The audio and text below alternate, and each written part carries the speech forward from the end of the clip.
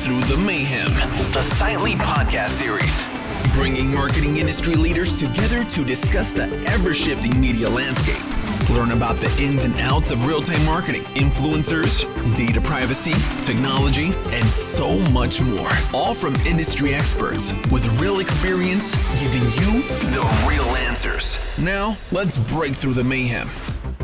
Welcome back to Breaking Through the Mayhem here live in Ad Week. I am so excited. Janet, what's up? How are you? Hi, thank you so much for having me. This is awesome. You want to tell everyone a little bit about yourself?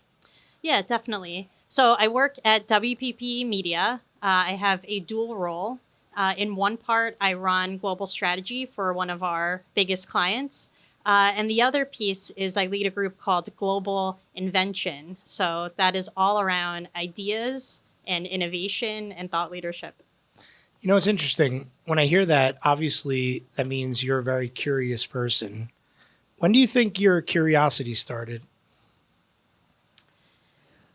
My curiosity, I've always been a thinker. For a lot of my life, I kept those thoughts a little bit more on the inside. So like think running dialogue in high school, in college, and I would have a lot of thoughts, but not exactly know how to channel it, or maybe not having the right type of confidence, to be truthful. And I would say as I started to really learn and gain a lot of momentum at work, I was put into scenarios that really boosted the confidence. And it gave me the ability to take the curiosity out of my mind and actually put it down, penning it to paper, but also taking it to big stages as well. I love that. I mean, getting to know you recently, you are extremely curious, but also innovative. And you're putting things out there now, which is super cool. I wanted to ask you a little bit about that. I got a chance to read about your work around the world. You know, what do you call it? What's the construct that you're working on? World building. World building. And I thought it was unbelievable. So I would love if you could tell us a little bit about this construct, why you feel it's so important, and how long you've been thinking about this. So world building is a construct that has been about 3 years old, though I will say, without a doubt, my entire career has been channeled into that body of work. So while, you know what I mean, like sharpening it and putting it down on paper. You've been working on pieces of this mindset. Did you always have the name world building though? No, I mean, these are just perspectives that I picked up along the way, whether it's in media planning or being a client lead. It's just some of the observations that I made of the industry, of clients, of what was happening within the agency. And without realizing it, right, it started to form into something as big as world building. So you might want to know what world building is. Absolutely. So world building is all about the idea of you can't build a brand based off of things that are fast and fleeting and finite. And I categorize those things as campaigns and moments.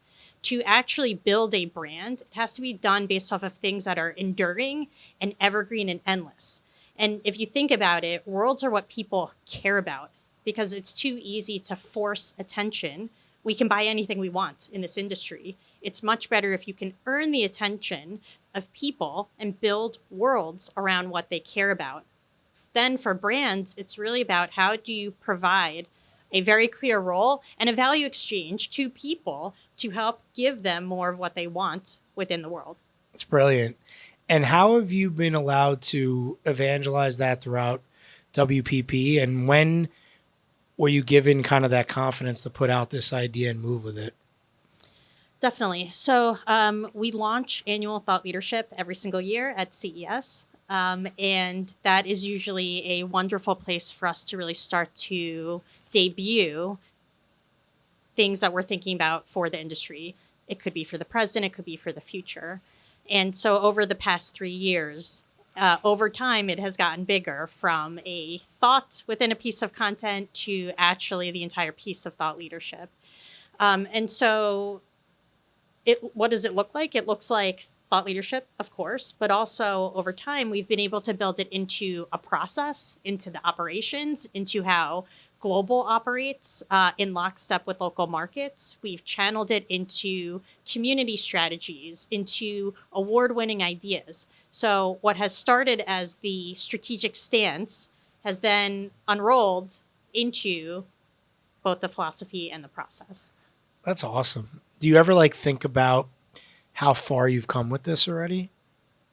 I do. I actually had a meeting with my strategy team today, and no lie, this is literally what I said. I was sitting there, I was watching them take the world building concept, and they were applying AI to it, and they were using it throughout the entire process. And I pinged the lead, but I also told the entire team, I said, wow, I feel so proud. This is what it's supposed to be, is you lay a foundation for media and for strategy, and you know it's right, but you hope that others can see it, but it's nothing without the rest of the team building into it. And that's why, world building is a team sport. We need other people to help build it and make it bigger and better. I love that. So that was a very big reflection moment for me of I'm doing amazing. something here. Yep. Janet is making big moves with world building. What do you think are the next steps of how you're going to use this construct, where you're going to take it, and kind of how you evangelize it more? Yeah, I mean, it means different things to different brands. So different brands that we work with are in different stages. In general, though, there's a set of principles by which world building was created, but we can't be flat-footed about it. So we're already thinking about what the 2.0 version of it is. And so, yes, it's all about taking these strategies and helping drive it into the plans and sharing with brands, because at the root of it, world building is about modern growth. If we keep doing what we're doing in the industry, which is there's a lot of old school, antiquated thinking, you're never going to be able to grow. World building is about saying we're going to turn the corner and look at many facets of not just media, but marketing, and we're going to modernize it so that brands can pull at different levers of growth. And it's different combinations for different brands. And that's how you can start to really advance it, is by making it tailor fit for different brands, different categories. Have you ever thought about writing a book about it? Writing a book. Wow. I mean, that would be a big endeavor. You never know. Not at the moment. I can see you doing it. I know you also have a lot of passion for obviously speed to market, real-time marketing, and putting brands in the center of things. And you've been doing a lot of this work for a long time. How do you kind of combine this new speed of market to world building, and then also channel some of that learning as you move into the future?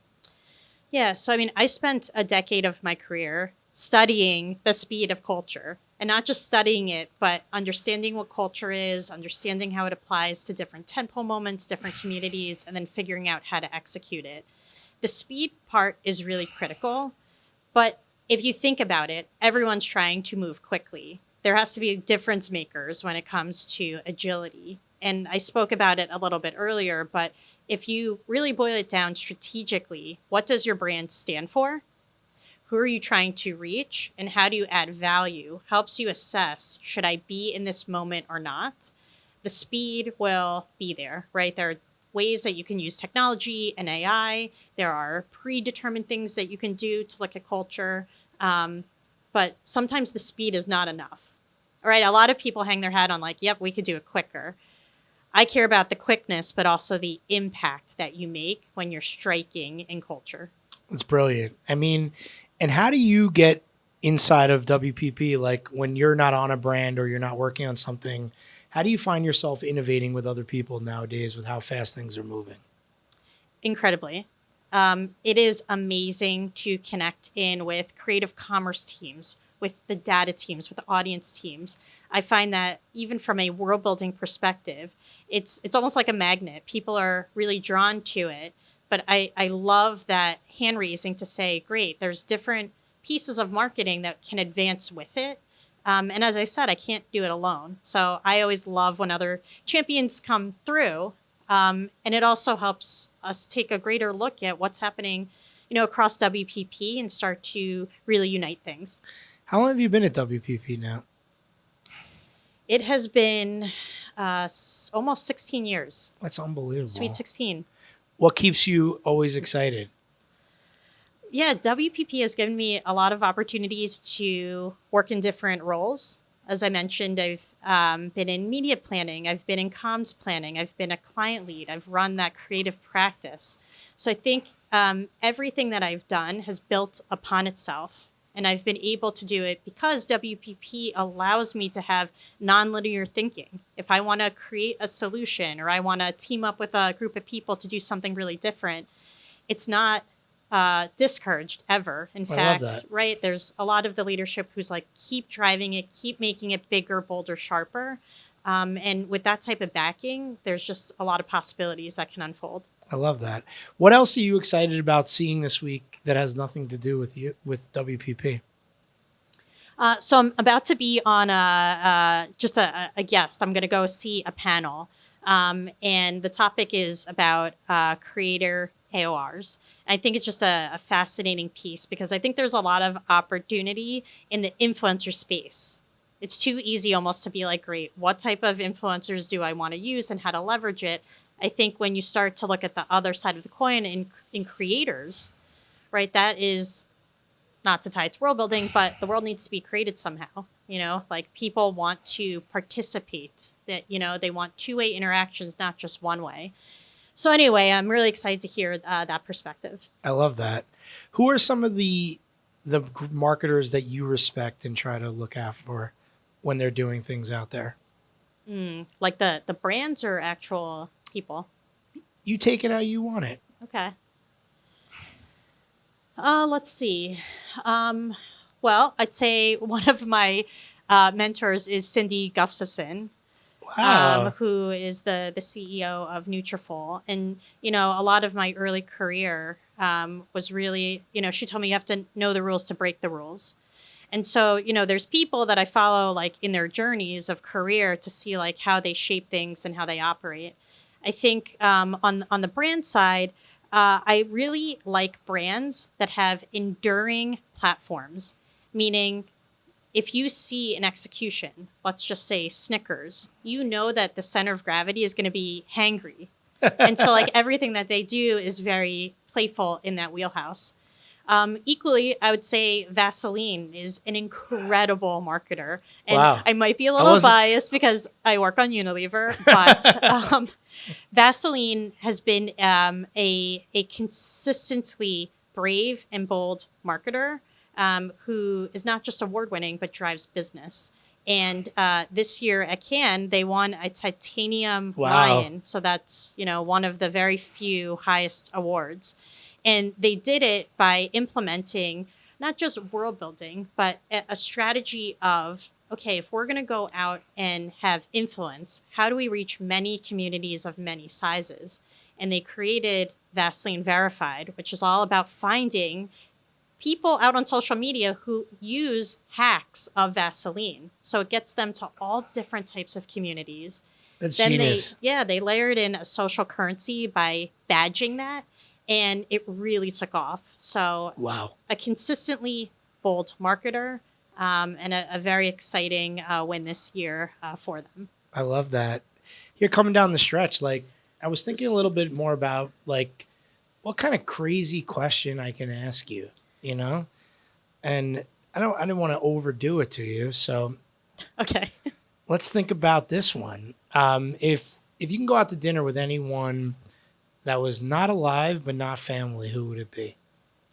Oh, they have to be dead? No, they cannot be dead. Oh, can't be dead. And they can't be your family. Okay, got it. Who would you pick? This one's pretty easy. I've thought, and you did. Wow, not so I prep me gave you a for it. layup. Yeah, you did. All right. Now I have to go slam dunk, right? I would do Lin-Manuel. I Wow. think he is one of the most creative geniuses that we have of our time, transcending Broadway, rap music. He is a professional at improv. How many times do you think I saw Hamilton? Is it more or less than how many times I have seen Hamilton?